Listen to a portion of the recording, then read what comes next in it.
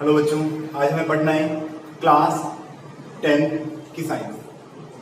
सबसे पहले अपन 10 में स्टार्ट करते हैं केमिस्ट्री वाला पार्ट। केमिस्ट्री के अंदर चैप्टर अपने पास में दैनिक जीवन में रसायन, केमिस्ट्री इन एवरीडे लाइफ।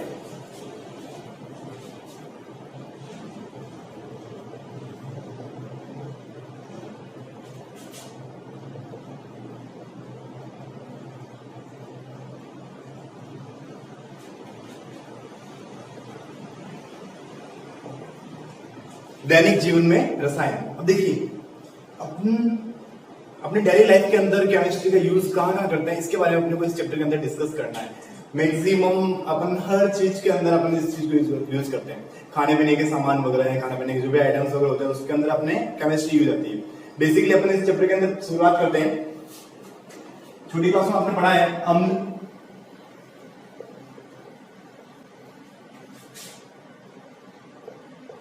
सार और लवण।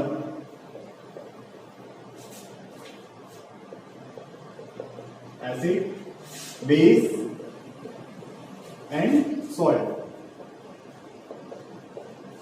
देखिए क्या होता है अम्ल, अपने को पता है कि हाँ, एक जनरल परिभाषा अपन ये दे सकते हैं। अम्ल कैसे होते हैं? अम्ल स्वाद में कैसे होते हैं? खट्टे होते हैं। अम्ल स्वाद में खट्टे होते हैं। सार कैसे होते हैं? कड़वे होते हैं। सार कैसे हो गए? कड़वे होते हैं। अम्ल H+ आयन का त्याग करते हैं, लेकिन कंडीशन क्या है? H+ आयन का त्याग कब करते हैं? जलीय विलयन में। अम्ल जलीय विलयन में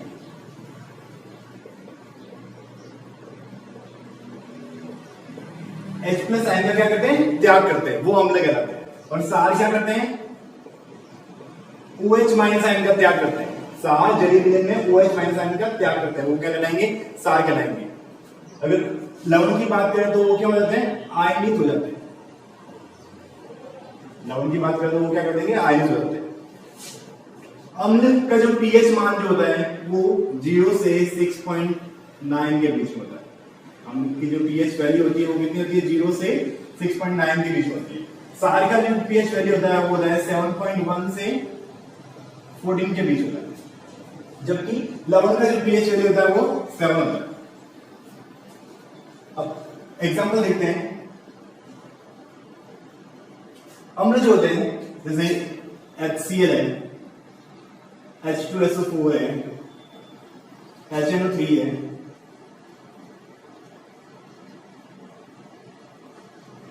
एसिटिक अम्ल, फॉर्मिक अम्ल।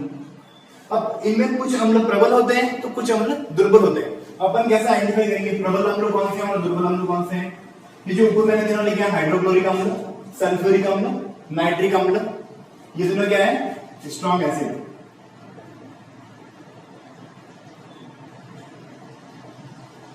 और ये दोनों क्या है? Weak acid. कैसे आइडेंटिफाई किया अपन ने कि स्ट्रॉन्ग एसिड है या वीक एसिड है? वे अम्ल या वे एसिड्स जो क्या करते हैं? जलीय विलयन में कंप्लीटली आयनाइज हो जाते हैं। एक्वस सॉल्यूशन के अंदर कंप्लीटली आयनाइज हो जाते हैं, वो क्या कहलाएंगे? स्ट्रॉन्ग एसिड कहलाएंगे। और जो एक्वस सॉल्यूशन के अंदर कंप्लीटली आयनाइज नहीं होते हैं वो वीक एसिड कहलाएंगे। जो जलीय विलयन में पूर्णतः आयनित नहीं होते हैं वो वीक दुर्बल अम्ल कहलाएंगे।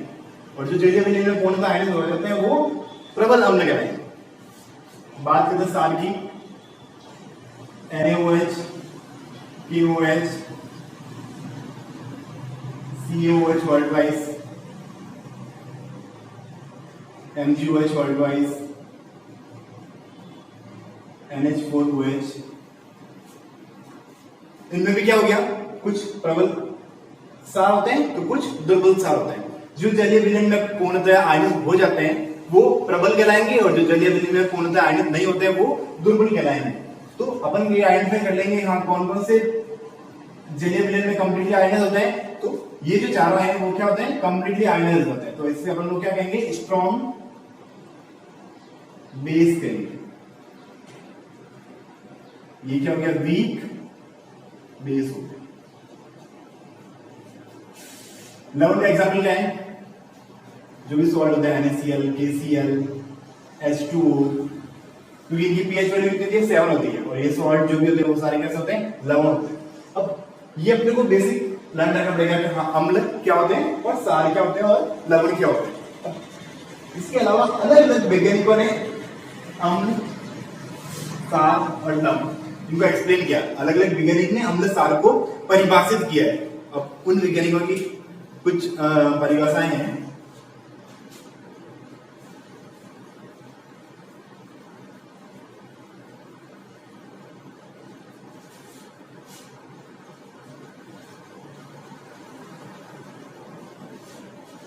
सबसे पहले बात करते हैं आरएनएस।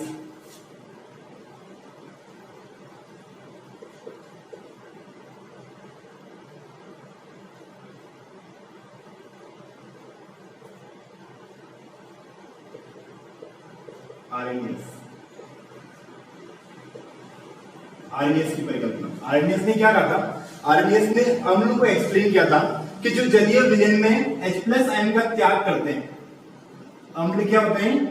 जो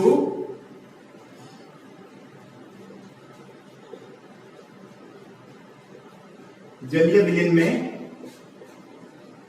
H+ आयन का त्याग करते हैं वो क्या कहलाएंगे? अम्ल कहलाएंगे। और सार क्या होते हैं?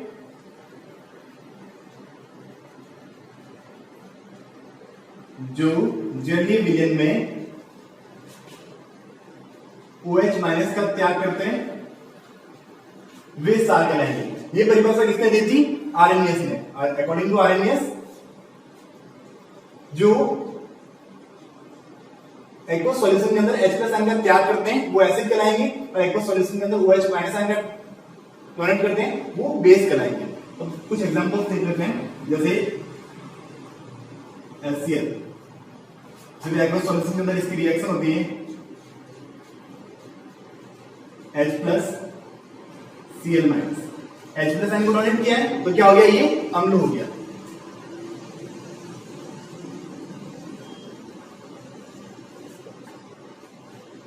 H+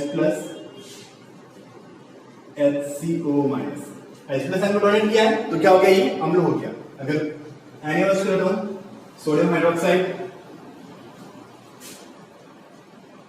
Na+OH-, KOH को लेते हैं K+OH-।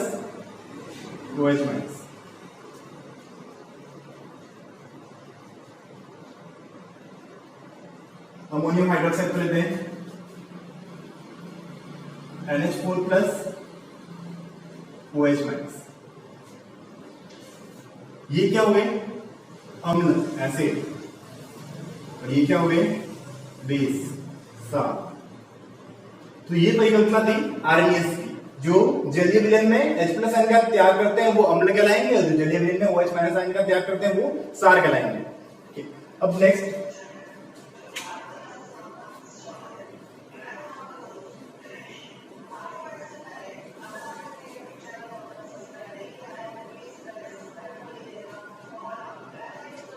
नेक्स्ट प्रिंसिपल है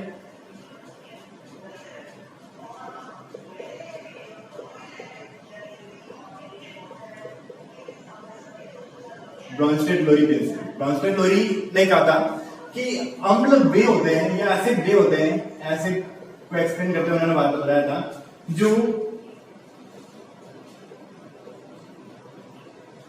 प्रोटॉन डोनेट करते हैं,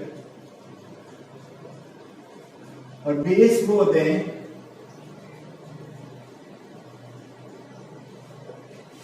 प्रोटॉन एक्सेप्टर, जो प्रोटॉन को ग्रहण करते हैं वो तो होते हैं बेस, सार, और जो प्रोटॉन का त्याग करते हैं वो क्या होते हैं? अम्ल होते हैं। एग्जांपल देखिए,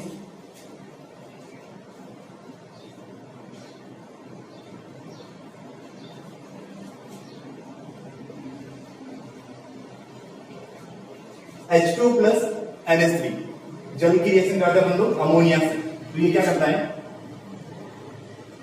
NH4 plus OH minus.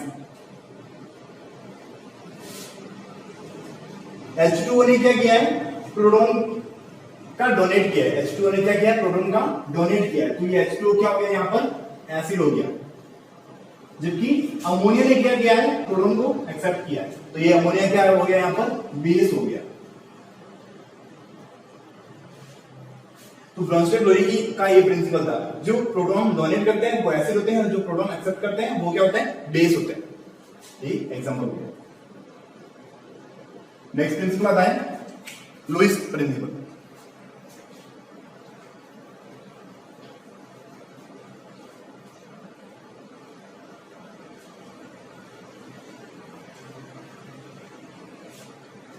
Third principal की बात करते हैं, लुईस प्रिंसिपल।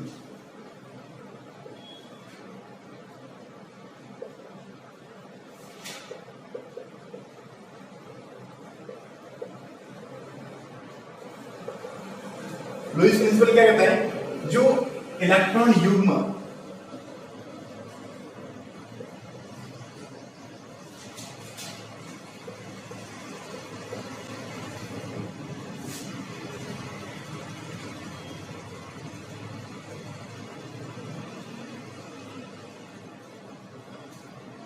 युग्म को ग्रहण करता है वो अम्ल कहलाएगा, और जो इलेक्ट्रॉन युग्म का त्याग करते हैं वो क्षार कहलाएगा। मतलब क्या हो गया, जो लॉन पेयर को डोनेट करते हैं, जो लॉन पेयर का डोनेट करते हैं वो बेस कहलाएंगे, और जो लॉन पेयर को एक्सेप्ट करते हैं वो अम्ल कहलाएंगे। एग्जांपल देखो इसका,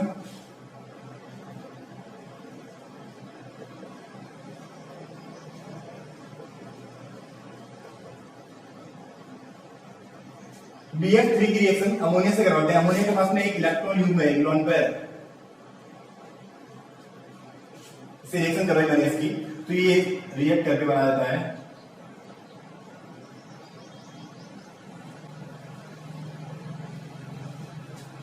ये क्या करता है, इसके साथ में कोऑर्डिनेट बॉन्ड बना देता है, उपसंयोजक बंध बना देता है और इससे बॉन्डेड हो जाता है। तो इसका मतलब क्या हो गया, ये अमोनिया ने इलेक्ट्रॉन युग्म का क्या किया है, त्याग किया है, तो ये क्या हो गया, बेस हो गया। और BF3 ने क्या किया है, इलेक्ट्रॉन युग्म को ग्रहण किया है, तो ये क्या हो गया, अम्ल हो गया, एसिड हो गया।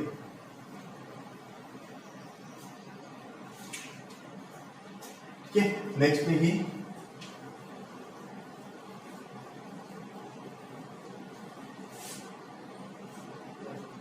नेक्स्ट क्वेश्चन आता है एग्जाम के अंदर कि जब कोई की रिएक्शन किसी मेटल से करवाता है, किसी भी एसिड की रिएक्शन किससे करवाते हैं, एक मेटल से करवाते हैं, मतलब कोई भी अम्ल की अभिक्रिया एक धातु से करवाते हैं, तो क्या बनता है, क्या बनता है, उसका प्रोडक्ट क्या बनता है, मेटल ऑक्साइड बनता है, और प्लस हाइड्रोजन गैस रिलीज होती है। एग्जांपल लेते हैं, एक एग्जांपल है H2SO4 की रिएक्शन मैंने करवा दी है जिंक से, H2SO4 की रिएक्शन करवाई मैंने जिंक से, सल्फ्यूरिक अम्ल की रिएक्शन जिंक से करवा दी, तो प्रोडक्ट क्या बनेगा, zinc sulphate, ZnSO4, zinc sulphate plus hydrogen gas release. अब इसका टेस्ट कैसे करते हैं हाइड्रोजन गैस का, कि जब H2SO4 के अंदर जिंक के पार्टिकल्स डाल देते हैं, तो उसमें से जो गैस निकलती है, उस गैस के पास में एक जलती हुई मोमबत्ती को ले जाने पर चट चट की आवाज आती है, तो इसका मतलब वो कौन सी गैस रिलीज हो रही है, हाइड्रोजन गैस रिलीज हो रही है। एग्जाम में क्वेश्चन पूछा जाता है ये। नेक्स्ट है, अगर कोई भी एसिड की रिएक्शन, कोई भी एसिड की रिएक्शन किसी बेस से करवा देते हैं, एसिड की रिएक्शन किससे करा दी अपन ने, बेस से करा दी, तो ये दोनों एसिड और बेस, ये अम्ल और क्षार आपस में एक दूसरे के साथ रिएक्ट करके, क्रिया करके अपने गुणों को खो देते हैं और क्या बना देते हैं, लवण का निर्माण करते हैं, लवण सॉल्ट बना देते हैं, NaCl plus water. HCl hydrochloric acid की रिएक्शन सोडियम हाइड्रोक्साइड से करवाई अपन ने, तो NaCl प्लस वाटर का फॉर्मेशन हो गया। मतलब जब strong acid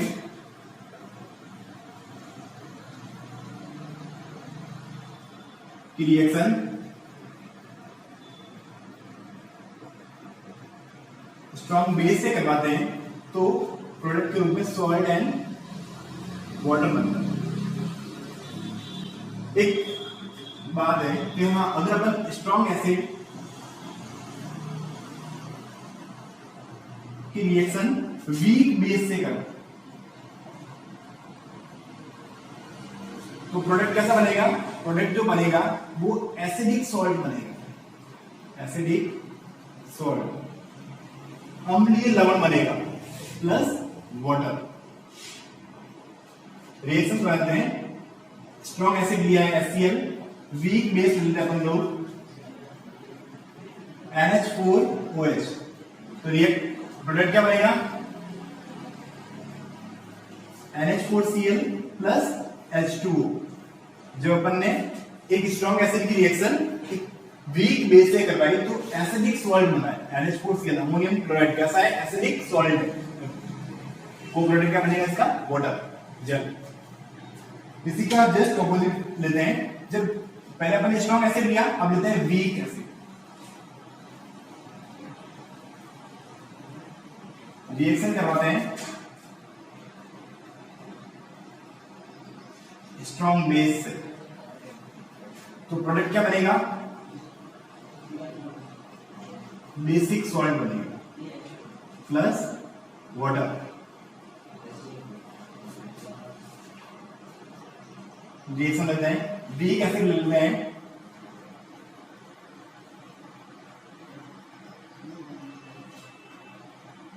acidic acid, reaction करता है स्ट्रॉन्ग बेस NaOH। प्रोडक्ट क्या बन जाएगा? Basic salt CH3 COO Na, sodium acetate. Product क्या बनेगा? Sodium acetate plus water.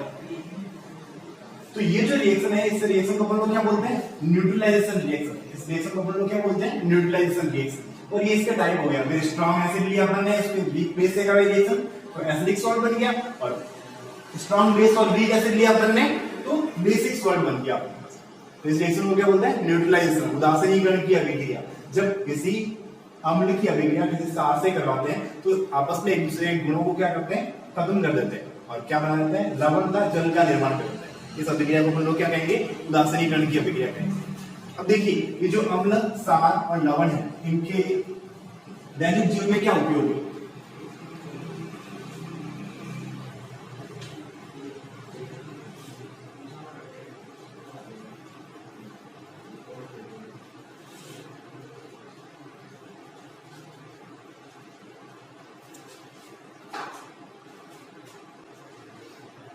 हाँ देखिए, अभी अम्ल, क्षार और लवण जो है, इनके दैनिक जीवन में क्या उपयोग है? फर्स्ट लेते हैं हम लोग HCl। HCl क्या कहते हैं? सिंक वगैरह है, सैनिटरी वगैरह है, इनको साफ करने में, मतलब क्लीनिंग में इसका उपयोग करते हैं। क्लीनिंग में यूज करते हैं इसका। सेकेंड आता अपने पास में HNO3। HNO3 कैसा होता है? एक फर्टिलाइजर के रूप में भी यूज करते हैं इसको। उपयोग अपन फर्टिलाइजर के तौर पे भी करते हैं। और अगर इन दोनों को मिक्स कर दिया जाए, HCl प्लस HNO3, किस रेशियो में? 3:1 में। 3:1 के अंदर अपन HNO3 और HCl को मिक्स करते हैं तो जो फॉर्मेशन होता है उसे बोलते हैं एक्वारेजिया। एक्वारेजिया, अम्लराज। और इसका उपयोग कहां करते हैं? जो भी ऑर्नामेंट्स होते हैं, जो भी गहने जो होते हैं, उनकी सफाई करने में, क्लीनिंग ऑफ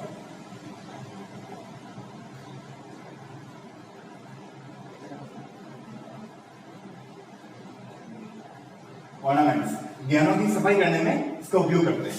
नेक्स्ट आता है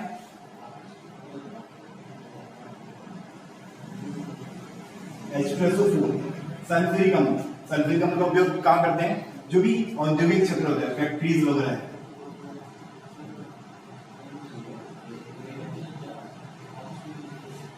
बैटरी है, इनके अंदर सल्फ्यूरिक अम्ल का उपयोग करते हैं। और सल्फ्यूरिक अम्ल को अपन लोग क्या बोलते हैं? King of acid.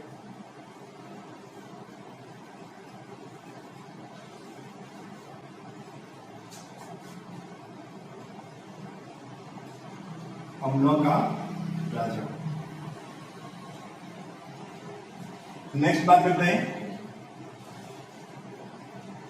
NaOH, sodium hydroxide, caustic soda का यूज कहाँ करते हैं हम लोग? सॉफ्ट फॉर्मेशन में,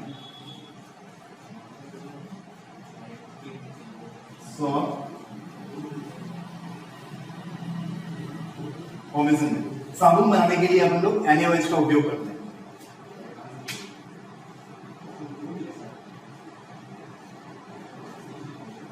magnesium hydroxide, milk of magnesia, इसका उपयोग क्या करते हैं? एंटासिड के रूप में इसका उपयोग करते हैं। किसमें करते हैं?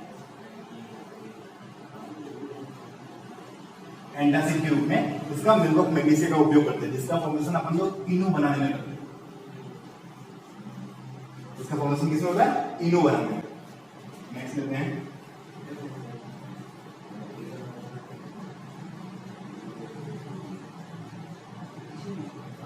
Calcium hydroxide. कैल्शियम हाइड्रोक्साइड को यूज सॉइल जो होती है, सॉइल की फर्टिलिटी को इंक्रीज करने में कैल्शियम हाइड्रोक्साइड का उपयोग करते हैं।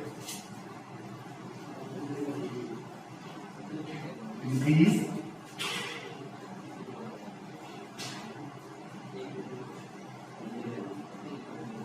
फर्टिलिटी ऑफ सॉइल, सॉइल की फर्टिलिटी को इंक्रीज करने में कैल्शियम हाइड्रोक्साइड का उपयोग करते हैं।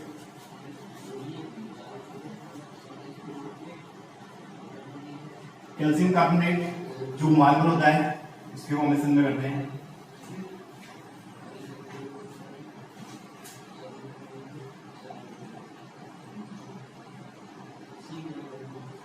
सिल्वर नाइट्रेट, AgNO3, AgNO3 को यूज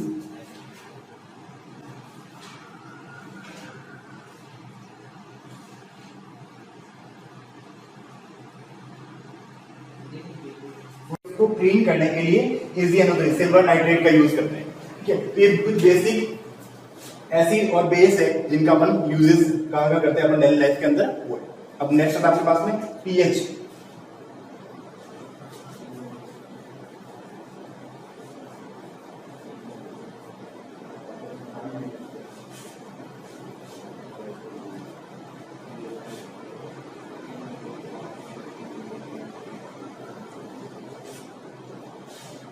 नेक्स्ट डिस्कस करते हैं अपन लोग पीएच। देखिए पीएच और पीएच स्केल दोनों डिफरेंस है। पीएच क्या होता है, पहले पीएच के बारे में डिस्कस करते हैं। पीएच क्या होता है? Negative log of H+ ion concentration is called pH. Hydrogen ion की सांद्रता का ऋणात्मक लघुगणक क्या कहलाएगा? पीएच कहलाएगा। पी क्या होता है यहां पर? पोटेंस। पोटेंस मतलब शक्ति। पी है यहां पर पोटेंस और एच है concentration of hydrogen ion, hydrogen ion की सांद्रता। तो negative log of hydrogen ion concentration is called pH. सब लोग क्या बोलते हैं? पीएच बोलते हैं। और पीएच स्केल क्या होती है?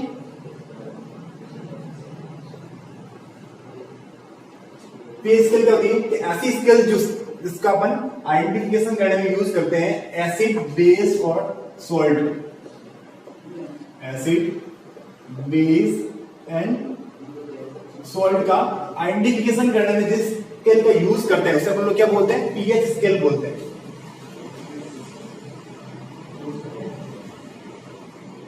जिसमें जो 7 पे होते हैं वो क्या होते हैं? सॉल्ट होते हैं। जो 0 से लेके 6.9 के बीच में, 0 से 6.9 तक होते हैं वो एसिड होते हैं। 7.1 से लेकर 14 तक जो होते हैं वो बेस होते हैं। तो ये क्या होती है? ये पीएच स्केल होती है और वो पीएच होता है। जैसे एक एग्जांपल देते हैं, अगर हाइड्रोजन आयन की कंसंट्रेशन 10⁻⁻7 है तो पीएच वैल्यू कितनी होगी? तो अपन फाइंड कर लेंगे pH equal to minus log 10⁻⁻7, minus आगे आ जाएगा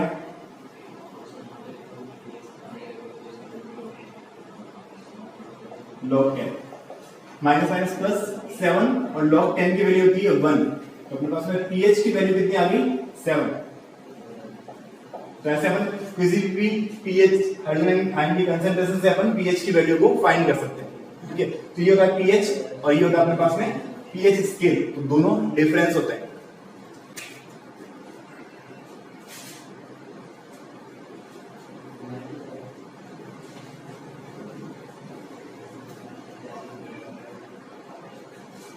नेक्स्ट देखिए कि पीएच का डेली लाइफ के अंदर यूज क्या होता है।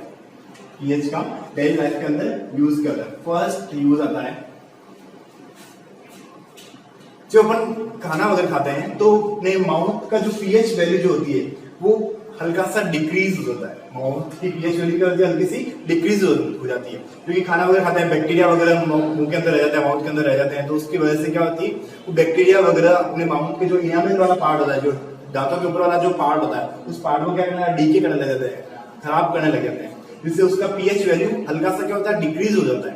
तो उसमें अपन लोग क्या करते हैं, ब्रश कॉलगेट करते हैं, टाइम अपन क्या करते हैं, कॉलगेट करते हैं। तो कॉलगेट क्या करेगा, कॉलगेट वहां पे सॉल्टी होता है और वो क्या करेगा, उस पीएच वैल्यू को हल्का सा क्या कर देगा, इंक्रीज कर देगा, जिससे अपने माउथ का पीएच लेवल बैलेंस हो जाए। तो अपन फर्स्ट यूज कर रहे हैं अपन लोग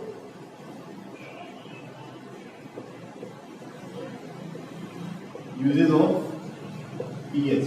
तो यूज ऑफ पीएच के अंदर फर्स्ट पॉइंट क्या हो गया, in mouth. Second point stomach.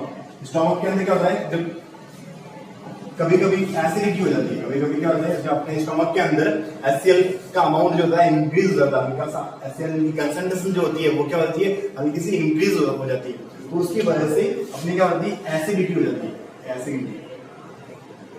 तो इस केस के अंदर अपन किसका यूज करते हैं, मिल्क ऑफ मैग्नीशिया,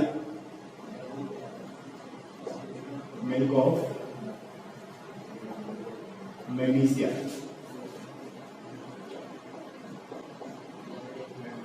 और मिल्क ऑफ मैग्नीशिया क्या करता है, इस पीएच वैल्यू को क्या करता है, बैलेंस करता है, इस पीएच वैल्यू को क्या करता है, मिल्क ऑफ मैग्नीशिया बैलेंस कर देता है, जिससे अपने स्टमक का जो पीएच रेट होती है वो क्या होती है, बैलेंस हो जाती है। नेक्स्ट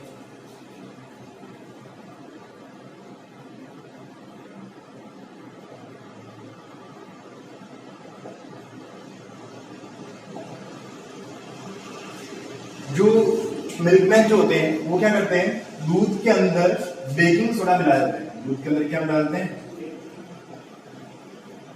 बेकिंग सोडा मिला देते हैं, क्योंकि गर्मियों के टाइम दूध जल्दी से खराब हो जाता है, तो उसके अंदर क्या करते हैं, वो बेकिंग सोडा मिला देते हैं, जिससे जो दूध का जो पीएच वैल्यू जो होती है वो क्या होती है, हल्की से इंक्रीज हो जाती है, जिससे दूध जल्दी से खराब नहीं हो। नेक्स्ट आता है अपने पास में स्टिंग ऑफ हैंड। जो मधुमक्खी या रेड जो होती है, रेड चींटियां जो होती है, लाल चींटियां, तो उनका जो डंग जो होता है उसके अंदर फॉर्मिक एसिड होता है, उसके अंदर कौन सा एसिड होता है, फॉर्मिक एसिड, HCOOH। जब मधुमक्खी काटती है तो वहां पे अपन लोग बेकिंग सोडा में खोलते हैं,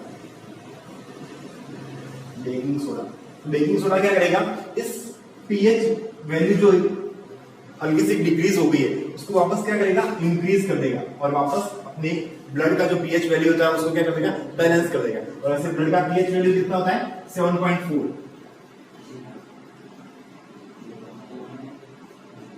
ब्लड का पीएच वैल्यू कितना होता है, 7.4। नेक्स्ट देखिए फिफ्थ पॉइंट है कि जब अपन फसलों को कंटिन्यू बोते रहते हैं तो उससे क्या होता है, सॉइल की जो फर्टिलिटी होती है वो डिक्रीज हो जाती है, सॉइल की फर्टिलिटी, पीएच लेवल डिक्रीज होता है तो सॉइल की फर्टिलिटी भी क्या होती है, डिक्रीज हो जाती है। तो उसके अंदर अपन लोग क्या करते हैं, फर्टिलाइजर का यूज करते हैं, सॉइल के साथ क्या करते हैं अपन लोग, फर्टिलाइजर का यूज करते हैं। और ये फर्टिलाइजर कैसे होते हैं, बेसिक होते हैं, तो जिससे क्या हो जाएगा, उस पीएच वैल्यू को क्या करेंगे, ये बैलेंस कर देंगे। तो ये अपने पास में कुछ बेसिक पीएच के यूजेस है जिनको अपन लोग डेली लाइफ के अंदर अपन पीएच का यूज करते हैं। ठीक है, अब नेक्स्ट अपने को पढ़ना है क्या, जो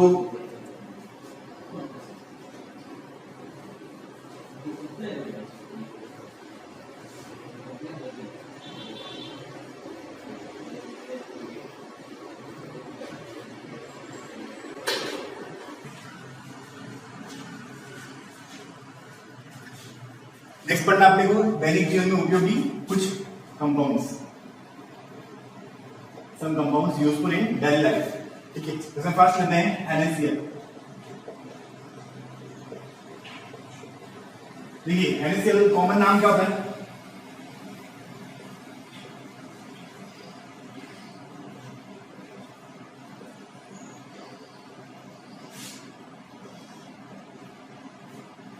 common salt,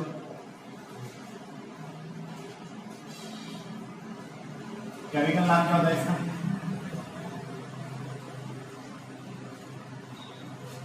sodium chloride.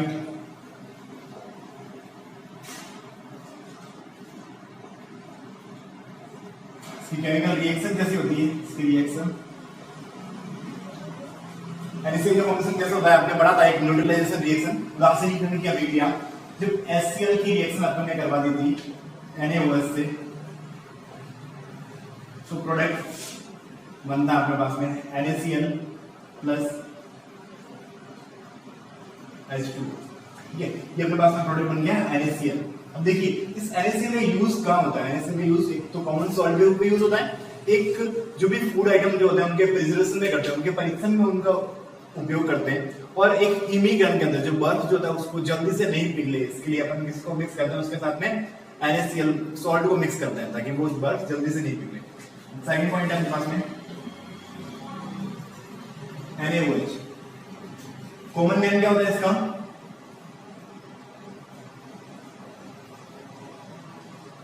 Caustic soda.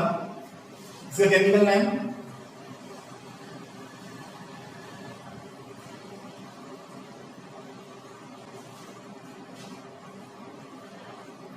Sodium hydroxide. और केमिकल रिएक्शन देखिए,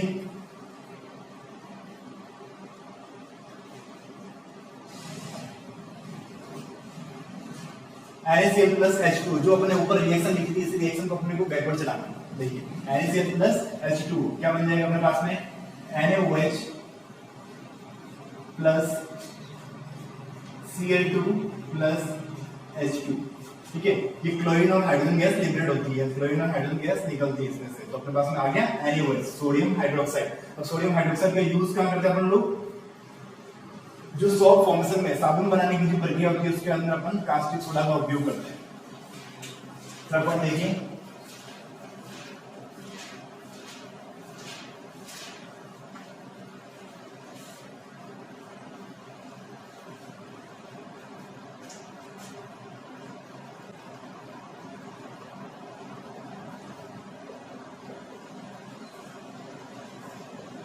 NaHCO3। थर्ड पॉइंट अपने पास में NaHCO3। कॉमन नेम क्या होता है? Baking soda.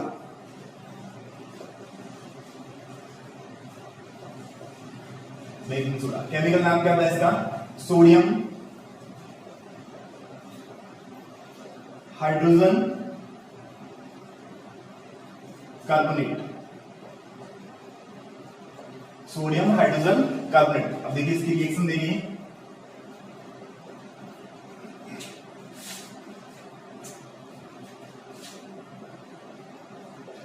NaCl की रिएक्शन अपन करवा रहे हैं CO2 plus ammonia plus water.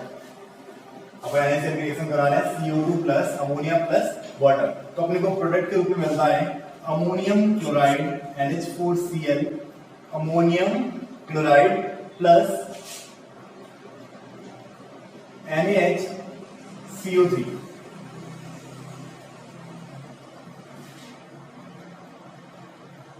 Baking soda. जब अपने को प्रोडक्ट मिलता है वो अपने पास में क्या मिल गया? Baking soda. अब बेकिंग सोडा का यूज अपन कहाँ करते हैं? जो भी फूड वगैरह के अंदर यूज करते हैं और खाने वगैरह बनाने के अंदर इसका अपन लोग यूज करते हैं, बेकिंग सोडा का यूज करते हैं, इसको अपन लोग मीठा सोडा बोलते हैं। नेक्स्ट देखिए, फोर्थ पॉइंट अपने पास में आ गया है Na2CO3। कॉमन नेम क्या होता है इसका? कॉमन नेम होता है इसका वॉशिंग सोडा।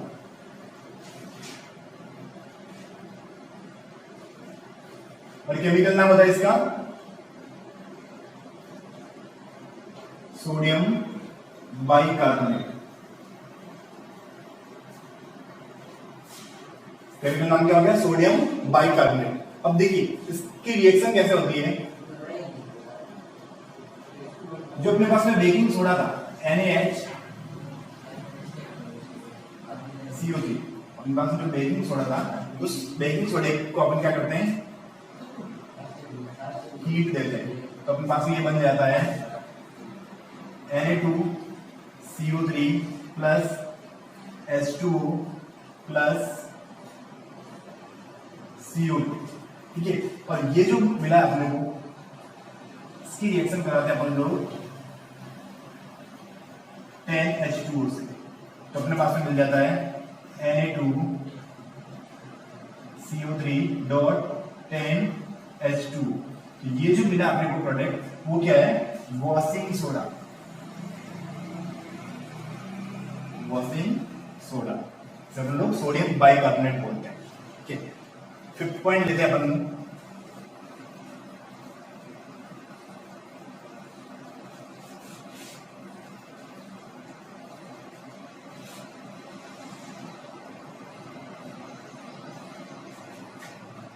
पॉइंट है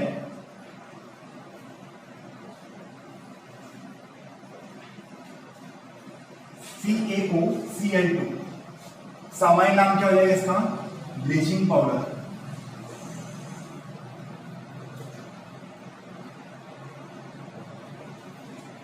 विरिंजक चूर्ण, ब्लीचिंग पाउडर। केमिकल नाम क्या होता है इसका,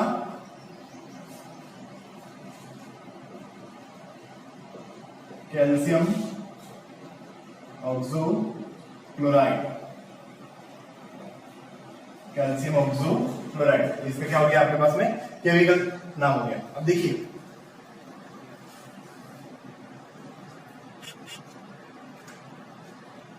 इसकी रिएक्शन देखिए,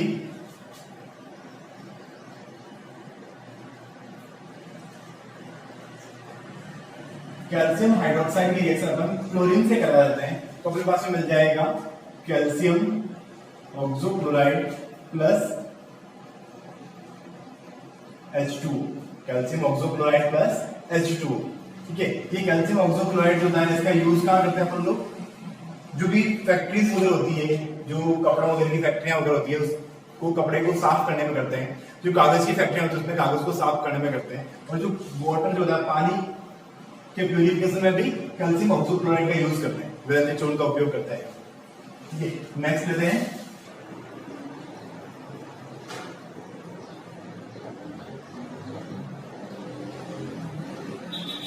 CaSO4 half H2। Common name क्या हो जाएगा इसका,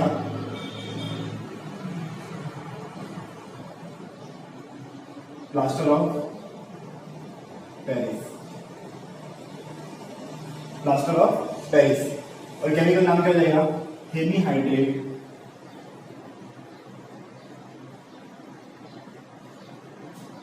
और calcium sulphate, hemihydrate of calcium sulphate. इसकी केमिकल रिएक्शन देखिए,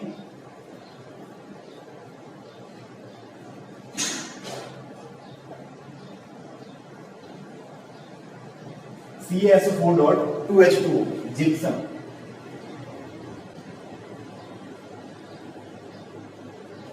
जिप्सम को अपन 393 केल्विन टेम्परेचर देते हैं, तो क्या हो जाएगा, ये वेपराइज हो जाएगा और क्या बना देगा, CaSO4.12H2।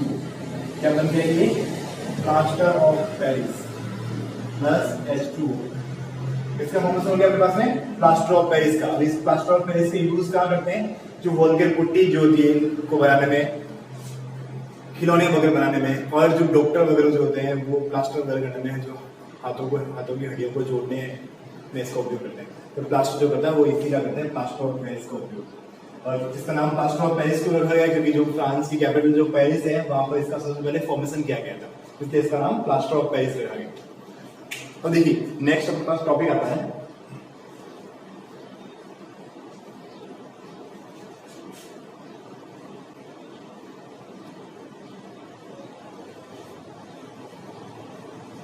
Soap and detergent. Next topic अपने पास में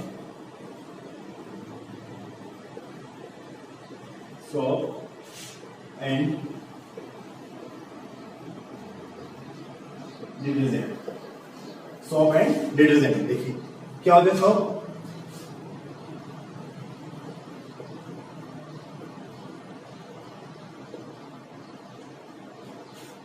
सोप जो होते हैं किससे बनते हैं अपने पास में, अपन ने लिखा था कास्टिक सोडा NaOH से सोप का फॉर्मेशन होता है, अभी थोड़ी देर पहले अपन डिस्कस किया था इसके बारे में। तो सोप जो होते हैं वो फैटी एसिड से बनते हैं। फैटी एसिड कैसे, जो भी ऑयल जो होते हैं, palmitic acid, stearic acid, oleic acid, तो इनसे क्या बनते हैं, सॉल्ट का फॉर्मेशन होता है। और इसके अंदर लॉन्ग कार्बन चेन की रिक्वायरमेंट होती है। कार्बन चेन कैसी चाहिए, लॉन्ग कार्बन चेन, लंबी कार्बन चेन, लॉन्ग कार्बन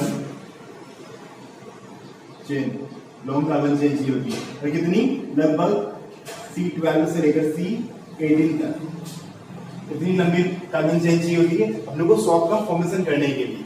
और सॉल्ट जो होते हैं वो कैसे होते हैं, क्योंकि फैटी एसिड जो होते हैं इनको अपन सोडियम हाइड्रोक्साइड या पोटेशियम हाइड्रोक्साइड से रिएक्ट करवाते हैं, तो अपने पास में सॉल्ट प्लस ग्लिसरॉल बनता है। ठीक है, इसकी रिएक्शन देखिए,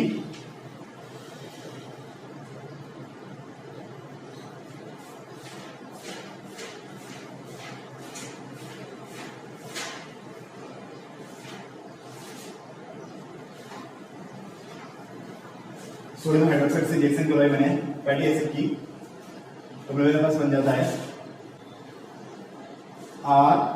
RCOONA प्लस CH2OH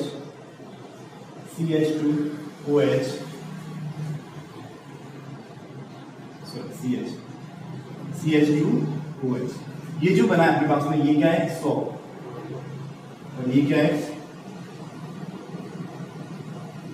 ग्लिसरॉल। और इस रिएक्शन को अपन लोग क्या बोलते हैं, इस प्रोसेस को अपन लोग क्या बोलते हैं, सैपोनिफिकेशन। इस प्रोसेस को अपन लोग क्या बोलते हैं,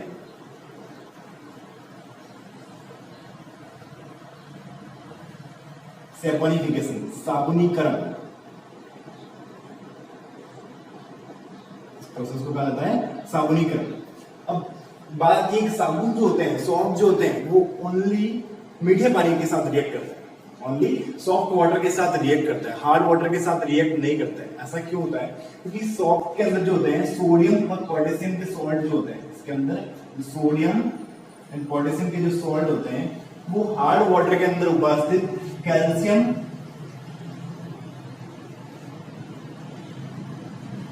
एंड मैग्नीशियम आयंस को डिस्प्लेस नहीं कर पाते हैं।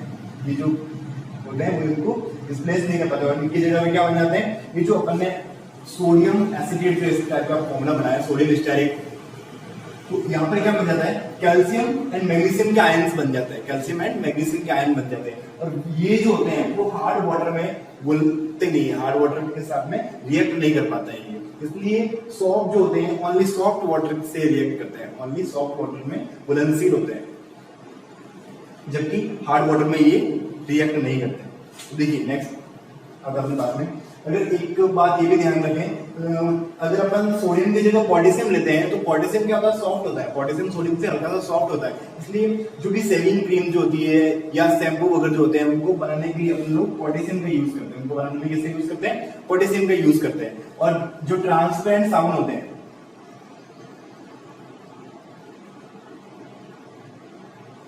ट्रांसपेरेंट सोप, इनका फॉर्मेशन करने के लिए ग्लिसरीन डाल दिया जाता है। ग्लिसरीन क्या करता है, ट्रांसपेरेंट सोप के फॉर्मेशन में हेल्प करता है। ठीक है, नेक्स्ट देखिए detergent.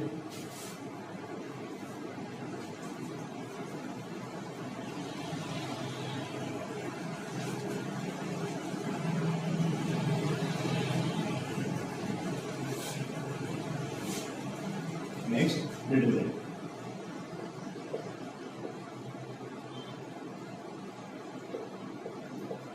Up margin,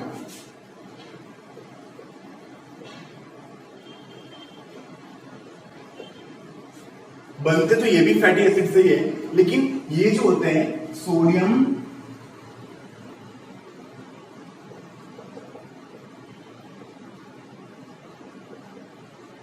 alkyl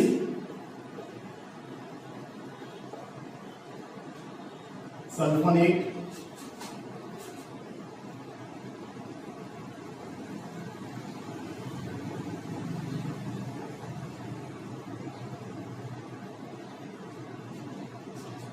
and sodium alkyl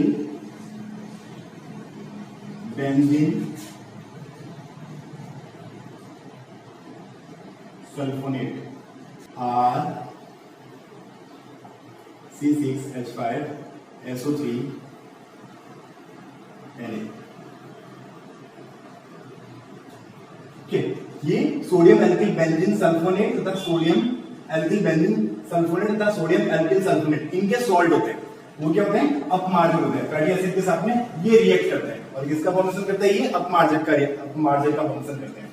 तो ये जो सॉल्ट होते हैं वो इतने लार्ज होते हैं, इतने लार्ज पार्टिकल, इतने बड़े पार्टिकल होते हैं जो हार्ड वाटर के साथ रिएक्ट करके वाटर में घुल जाते हैं, पानी में घुल जाते हैं। इसलिए डिटर्जेंट जो होते हैं वो हार्ड एंड सॉफ्ट दोनों वाटर के साथ रिएक्ट करता है, लेकिन जो सॉफ्ट जो होता है वो ओनली सॉफ्ट वाटर के साथ रिएक्ट करता है।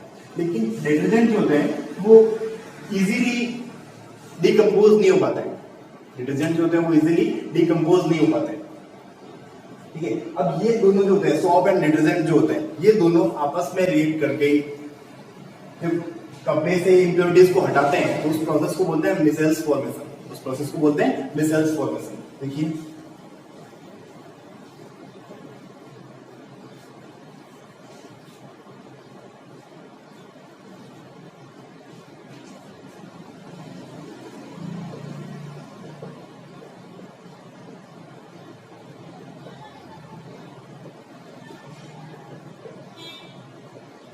मिसेल का निर्माण। अब देखिए मिसेल का निर्माण क्या होता है, वैसे होता क्या है, मिसेल जो कपड़ों में जो इम्प्योरिटीज होती है उस इम्प्योरिटीज को सेपरेट करने का प्रोसेस होता है मिसेल्स फॉर्मेशन। अगर अपन सॉप या फिर डिटर्जेंट का यूज करते हैं तो इस प्रोसेस के द्वारा वो कपड़ों से जो इम्प्योरिटीज होती है उसको सेपरेट करते हैं। देखिए कैसा होता है, ये अपन लिख देते हैं C17H35COONA। जो भी सॉफ्ट एंड डिटर्जेंट था उसकी रिएक्ट मैंने करवा दी है। जैसे वाटर के साथ रिएक्ट करवाते हैं तो ये बना जाता है C17H35COO- प्लस Na+। ठीक है, तो इस फॉर्म में ये बन जाता है। तो ये जो बना है लॉन्ग कार्बन चेन जो होती है वो इस फॉर्म में होती है।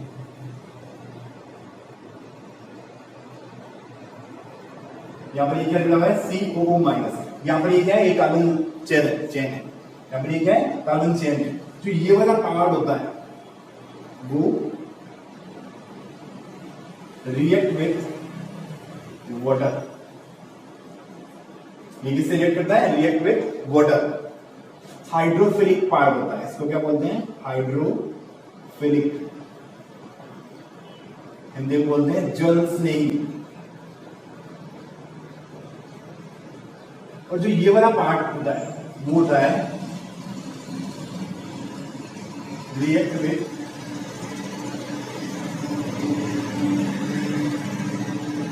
इम्प्योरिटीज, इसको बोलते हैं हाइड्रोफोबिक।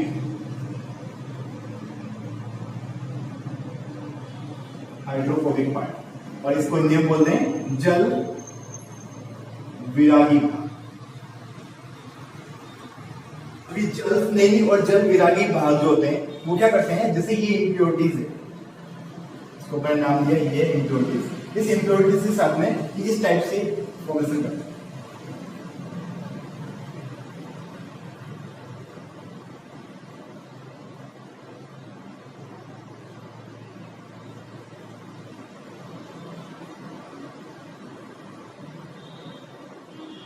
यहाँ पर क्या है CO- जो हाइड्रोफिलिक पार्ट है जो वाटर के साथ रिएक्ट करता है।